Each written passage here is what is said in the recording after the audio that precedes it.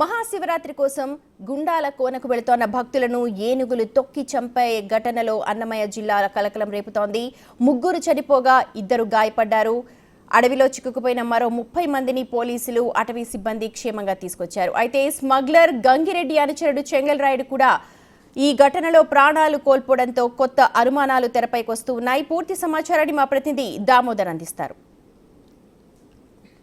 అన్నమయ్య జిల్లా రైల్వే కోడూరు సమీపంలోని ఓబులవారిపల్లి మండలం వైకోట సమీపం నుంచి ఏదైతే గోండాల కోనకు వెళ్తున్న భక్తులను తెల్లవారుజామున 3 గంటల సమయంలో ఏనుగులు తొక్కి చంపడంతో 3 మరణించారు. మరో 5 మంది తీవ్రంగా గాయపడ్డారు. గాయపడ్డ వారిని తిరుపతి రుయాతో పాటు అమర స్విమ్స్ ఆసుపత్రికి తరలించిన పరిస్థితి. మొత్తం మీద అయితే మరణించిన వారు ఉలవపాడు ఎస్టీ కాలనీకి సంబంధించిన వారు, ఒక తుపాకుల మనెమ్మతో పాటు మరికొంతమంది ఉన్నారు.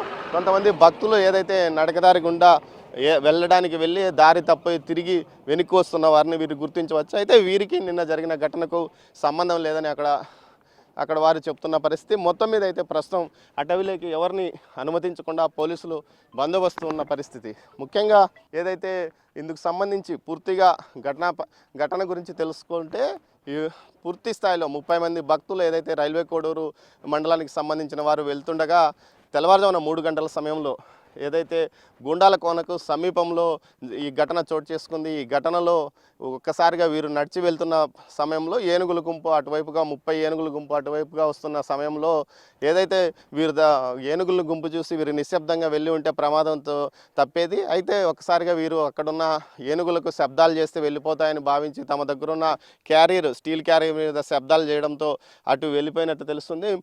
ఒక్కసారిగా శబ్దం చేయడంతో ఏనుగుల గుంపు వీరి మీదకి వచ్చి పడడంతో 3 అక్కడికక్కడే తొక్కి చంపివేసింది. మరో 5 మందిని గాయపడ్డ పరిస్థితి. మొత్తం మీద ఈ ఘటన తర్వాత వెంటనే తెల్లవారుజామున 6:30, 7 గంటల సమయంలో అటవీ శాఖ అధికారులతో పాటు పోలీసులు ఘటనా స్థలానికి చేరుకున్నారు. మృతదేహాలను రైల్వే కోడూరు ఆసుపత్రికి తరలించారు. దీంతోపాటు మరణించిన వారికి గాయపడ్డ వారిని కూడా అంబులెన్స్ ద్వారా తీసుకెళ్లిన పరిస్థితి. మొత్తం మీద ఇప్పుడు మరో 30 మంది భక్తులు లోపల ఉన్నారు. వారిని బయటికి తీసుకురావడానికి కూడా అధికారులు ప్రయత్నిస్తున్నారు. దీంతోపాటు ఏదైతే ఇటు గూండాల కోనకు వెళ్ళే వారిని, ఈ రహదారి గుండా వెళ్ళే వారిని పూర్తిగా అటు లోపలికి వెళ్ళనీయకుండా చెప్తున్నారు. ముఖ్యంగా 30 ఏనుగులు ఈ ప్రాంతంలోనే తిరుగుతున్నందువల్ల పూర్తి స్థాయిలో బందోబస్తు ఏర్పాటు చేశామని, అందుకోసం లోపలికి ఎవరిని అనుమతించమని చెప్తున్నారు. మరోవైపు మృతుల కుటుంబాలకు ప్రభుత్వం 10 లక్షల రూపాయలు ఎక్స్గ్రేషియా ప్రకటించింది. మృతులకు గాయపడ్డ వారికి 5 లక్షల రూపాయలు ఎక్స్గ్రేషియా ప్రకటించినాడు ఏదైతే అటవీ శాఖ మంత్రి పవన్ కళ్యాణ్. మరోవైపు అయితే ఈ ఘటనకు సంబంధించి పూర్తి స్థాయిలో సమగ్రమైన విచారణ ఆదేశించిన నేపథ్యం. దీంతోపాటు ఏదైతే అటవీ ప్రాంతాల్లో శివరాత్రి సందర్భంగా అటవీ ప్రాంతాల్లో ఉన్న శివాలయాలకు వెళ్ళే భక్తులకు రక్షణ సౌకర్యం కల్పించాలి, ఆ రహదారుల గుండా పూర్తి స్థాయిగా అలర్ట్గా ఉంచాలంటూ కూడా ఆదేశాలు జారీ చేసిన పరిస్థితి. ఏదైతే నిన్న వెళ్ళిన భక్తులు కూడా దారి తప్పడంతోనే ఈ ప్రమాదం చోటు చేసుకుందని చెప్తున్నారు. అయితే మొత్తం మీద ఇటువంటి ప్రదేశాలకు వెళ్ళే సమయంలో అటు అటవీ శాఖ అధికారులకు కానీ ఇటు పోలీసు అధికారులకు కానీ ముందస్తు సమాచారం ఇవ్వకుండా లోపలికి వెళ్ళినందువల్లనే ఈ ప్రమాదం చోటు చేసుకుందని భావించవచ్చు.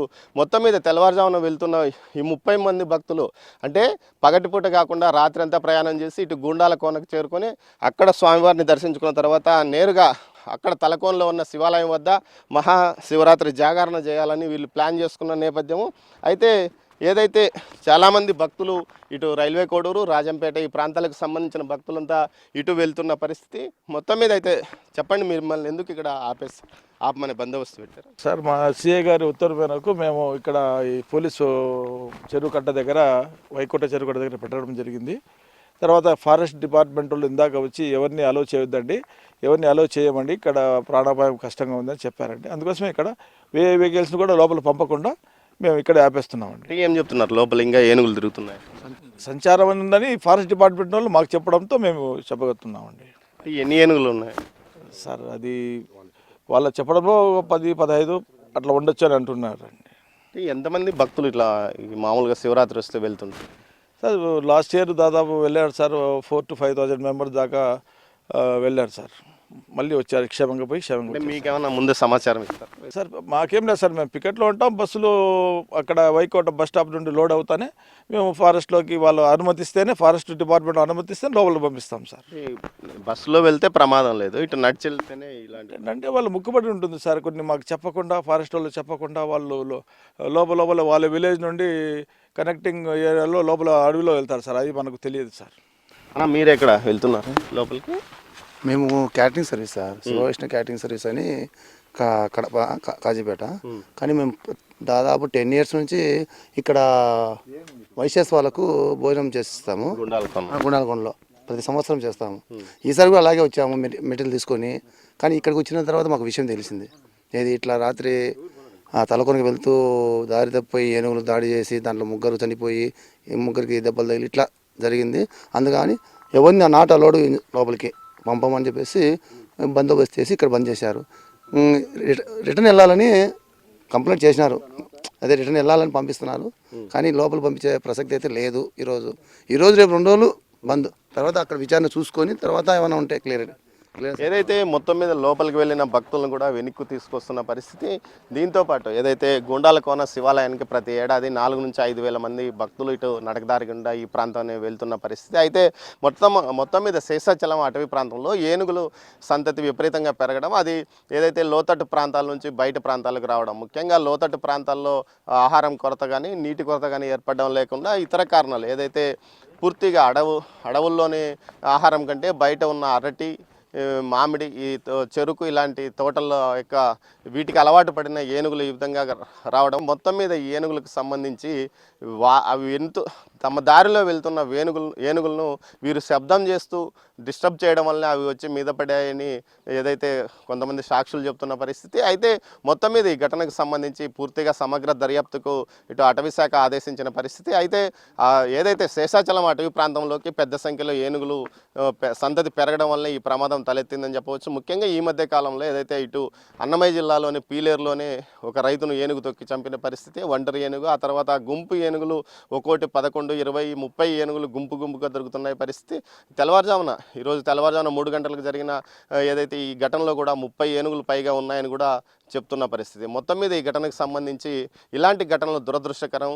అడవుల్లోకి వెళ్ళేటప్పుడు పూర్తి స్థాయిగా అటవీ శాఖతో కానీ అటు పోలీస్ శాఖ కానీ సమాచారం ఇచ్చి వెళ్ళినప్పుడే అటు భద్రత ఉండే అవకాశం ఉంది. కానీ అవేవీ లేకుండా వీరికి తెలియకుండా వెళ్ళిపోవడం, ఈ విధంగా ప్రాణాల మీదకు తెచ్చుకోవడం జరిగింది. అయితే మొత్తం మీద ఇటు ఉత్సవాలు జరుగుతున్న సమయంలో పూర్తిగా ఎవరు వెళ్తున్నారు, ఎవరు బయటకు వస్తున్నారు అన్న విషయాన్ని కూడా ప్రభుత్వం కానీ నిఘా వర్గాల ద్వారా సేకరించాల్సిన పరిస్థితి ఉంది. ఇటు సమన్వయ లోపము, కమ్యూనికేషన్ గ్యాప్ వల్ల ఈ ప్రమాదం చోటు చేసుకుందని చెప్పవచ్చు. అయితే ఈ ప్రమాదంతో ఓ కుటుంబంలోనే మొత్తం 3 మరణించిన పరిస్థితి. మరో 2కి తీవ్రంగా తొడలు విరిగిపోయాయి ఏనుగు తొక్కడంతో. అతని పరిస్థితి కూడా ప్రమాదకరంగా అమరా ఆసుపత్రిలో చికిత్స పొందుతున్నారు. మరో 2 రుయాలో ఒకరు, అదేవిధంగా స్విమ్స్లో ఒకరు చికిత్స పొందుతున్నారని చెప్తున్నారు. మరో 2 స్వల్ప గాయాలతో ఉన్నారు. అయితే మరణించిన వారికి 10 లక్షలతో, అదేవిధంగా ఏదైతే గాయాలతో ఉన్న వారికి 5 లక్షలు రాష్ట్ర ప్రభుత్వం ఎక్స్గ్రేషియా ప్రకటించిన నేపథ్యం కనిపిస్తుంది. అయితే 2 రోజుల పాటు ఈసారి అయితే శివరాత్రి ఉత్సవాలకు గుండాలకోనకు ఎవరిని అనుమతించే ప్రసక్తి లేదని ఇటు అటవీ శాఖ అధికారులతో పాటు పోలీసులు తేల్చి చెప్పిన పరిస్థితి. అందుకోసం ఇక్కడ ఒక పికెటింగ్ కూడా ఏర్పాటు చేసి బయటికి అటువైపు ఎవరిని వెళ్ళనివ్వకుండా కూడా చర్యలు తీసుకుంటున్నారు. Camera person పురుషోత్తంతో Damodar, Vaikota picketing ప్రాంతం నుంచి.